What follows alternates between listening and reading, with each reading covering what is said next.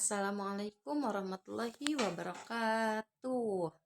Perkenalkan, saya Dewi Duroto Nafisah dari Prodi Pendidikan Biologi semester 4. Di sini saya akan mempresentasikan mengenai konsep populasi dan sampel.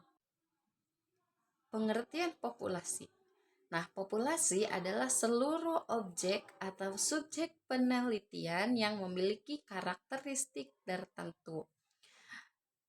Nah, menurut para ahli, populasi adalah kumpulan lengkap dari elemen yang akan diteliti. Nah, jadi populasi itu jumlah keseluruhan.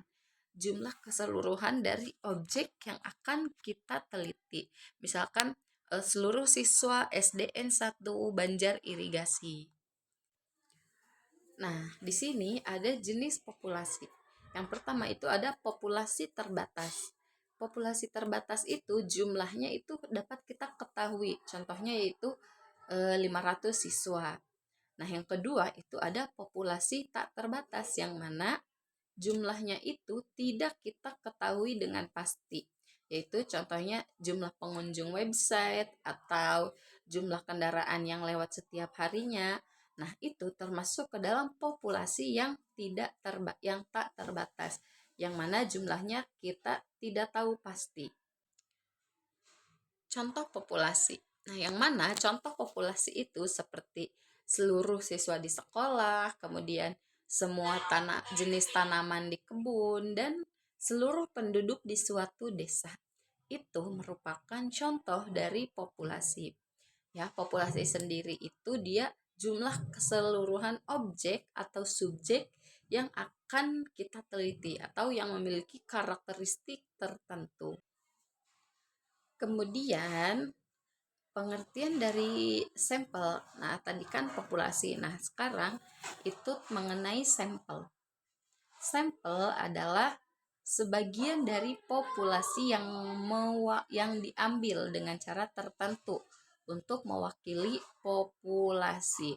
Nah, misalkan tadi itu contohnya seluruh siswa SDN 1 Banjar Irigasi. Itu populasinya.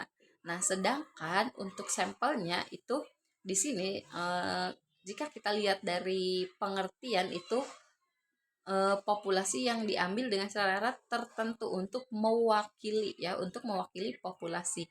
Berarti dari seluruh siswa SDN 1 Banjar Irigasi itu kita ambil misalkan hanya 200 siswa, 100 siswa ataupun 50 siswa.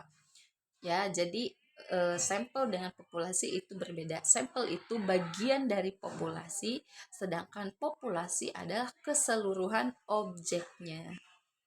Nah, sampel harus representatif agar hasil penelitian itu akurat atau harus representatif atau bisa dihitung.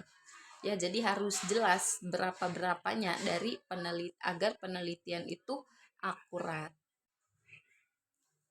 Nah, seperti yang sudah saya jelaskan tadi, bahwasanya sampel itu bagian atau sebagian dari dari populasi.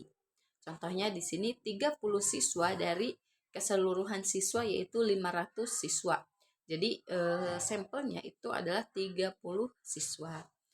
Nah, 10 yang kedua itu ada 10 tanaman dari seluruh kebun. Dari banyaknya tanaman di kebun itu kita ambil sampelnya hanya 10. Itu merupakan sampel. Kemudian 100 responden dari suatu kota. Dari banyaknya populasi responden yang ada di suatu kota, kita ambil hanya 100 responden saja yang diambil. Dan itu merupakan dari sampel. Nah, di sini ada beberapa teknik pengambilan sampel. Yang pertama ada random sampling, yang kedua ada stratified sampling, yang ketiga ada cluster sampling, dan yang keempat ada systematic sampling. Nah, random sampling itu sampel yang dipilih secara acak. Nah, stratified sampling yaitu sampel yang diambil berdasarkan kelompok. Nah, sedangkan cluster sampling itu sampel yang diambil berdasarkan wilayah. Nah, dan yang terakhir itu ada systematic sampling, yaitu berdasarkan urutan tertentu. Misalkannya yaitu umur, kemudian lama bekerja, dan juga lama belajar. Nah, itu termasuk ke dalam systematic sampling, yaitu berdasarkan urutan tertentu. Nah, biar nggak bingung, inilah perbedaan populasi dan sampel. Jika populasi itu seluruh objek penelitian dan juga jumlahnya itu sangat besar. Jadi populasi itu seluruh objek dari penelitian. Nah, sedangkan sampel yaitu sebagian dari populasi yang mana jumlahnya itu dari populasi yang mana jumlahnya itu lebih kecil daripada populasi. Jika populasi itu jumlahnya besar, maka sampel itu jumlahnya lebih kecil. Nah, dan yang terakhir yaitu kesimpulan. Populasi dan sampel itu sangat penting dalam penelitian.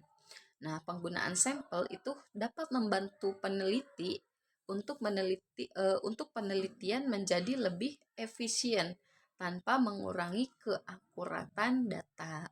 Jadi, populasi dan sampel itu agar memudahkan peneliti untuk melakukan penelitian dan agar datanya itu menjadi efisien. Mungkin cukup sekian dari saya, kurang dan lebihnya mohon maaf. Wassalamualaikum warahmatullahi wabarakatuh.